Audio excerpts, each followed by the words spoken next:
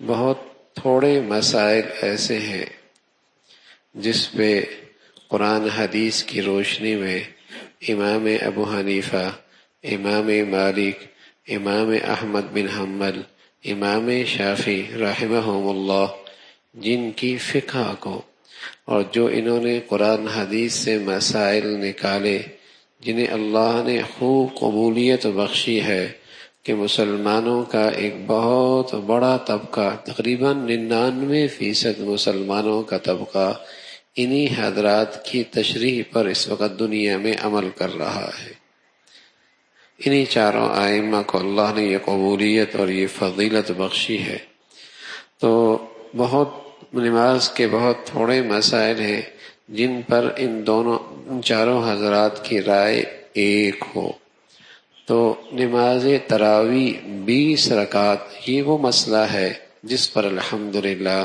ان چاروں ائمہ کا مکمل اتفاق ہے۔ امام ابو حنیفہ انہوں نے بھی حدیث کی روشنی میں اسی بات پر اتفاق کیا، امام شافعی نے حدیث کی روشنی میں اسی پر اتفاق کیا، امام احمد بن حنبل نے حدیث کی روشنی میں اسی پر اتفاق کیا،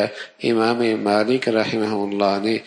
حدیث کی روشنی میں اسی پر اتفاق کیا۔ یہی وجہ ہے کہ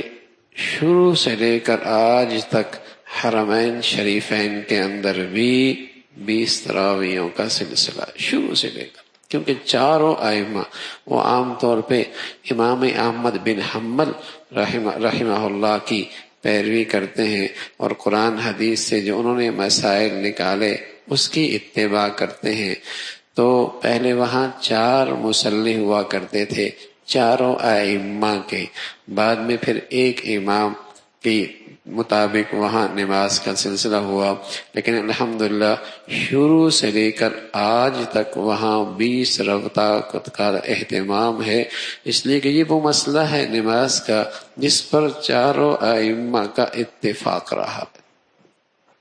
چاروں ائمہ کا اتفاق رہا ہے۔ اور رمضان میں یہ مسلمانوں کے لیے بہت بڑی نعمت ہے۔ بس اوقات پورے سال قرآن سننے کے موقع نہیں ملتا، بلکہ توفیق بھی نہیں ہوتی، لیکن سبحان اللہ ان 20 تراویحوں کی بدولت کمزور سے کمزور مسلمان کو پورے قرآن سننے کی سعادت مل جاتی ہے۔ ایک تو نماز قرآن کا سننا ہے بیٹھے بیٹھے، اور نماز سے علیحدہ قرآن سننا اس پر بھی بہت اجر ہے، اور پھر ایک رمضان میں قرآن سننا اور وہ بھی نماز میں سننا بہت بڑی سعادت کی بات ہے۔ تو اس نعمت کی بدولت عام سے عام مسلمان کو بھی یہ سعادت ملتی ہے کہ وہ رمضان کے اس مقدس مہینے میں پورا قرآن سن لیتا ہے، پورا قرآن سن لیتا ہے۔ عجیب سی خرافات ذرائع ابلاغ پر مسلمانوں کے کانوں میں یہ باتیں ڈالے جاتی، تراویح تو نفل ہے، پڑھ لو تو نہ پڑھو کوئی بات نہیں،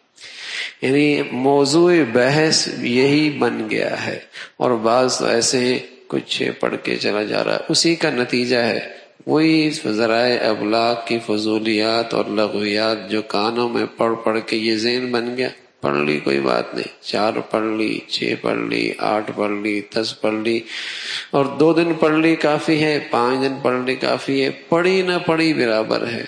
پہلے مسلمانوں میں یہ چیزیں نہیں تھی، اور کثرت سے چونکہ ارد گرد کانوں میں اس قسم کی خرافات پڑتی رہتی ہیں، تو اس عبادت کی عظمت اہمیت دلوں سے نکلتی چلی جا رہی ہے۔ یہ جو اللہ نے اتنی بڑی سعادت دی ہے اور اتنی بڑی نعمت ملی ہے اور اتنی بڑی نیکیوں کا ایک سلسلہ ملا ہے، مسلمان اس سے محروم ہوتے چلے جا رہے ہیں۔ تو مرد ہے یا عورت، اس کے لیے نماز تراویح سنت مؤکدہ ہے۔ ہاں، حضرت عائشہ رضی اللہ تعالی عنہا ہے،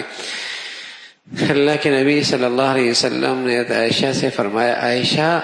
بیت اللہ کے اندر نماز پڑھنا چاہتی ہو؟ کہا یا رسول اللہ کیسے؟